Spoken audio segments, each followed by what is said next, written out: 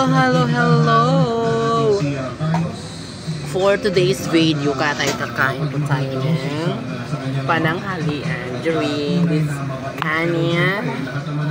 At ang ulam ko ay ito, sardines. Diba? Sardines ang ulam ko.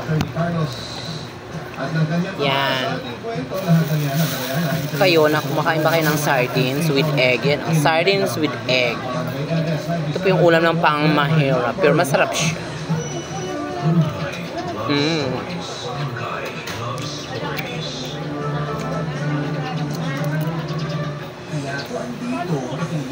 Masarap siya.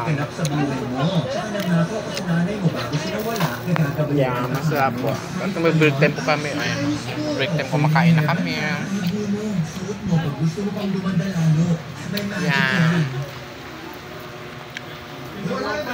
Kasi 12 na.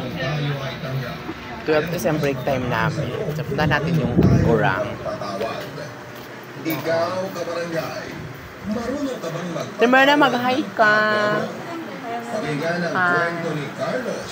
O, ito po yung aming magandang meals namin.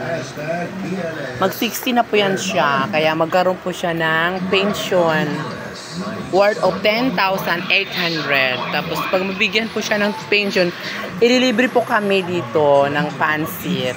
So, abang-abang na lang. Kaso next year pa, ang tanong, maabutan ba siya ng next year?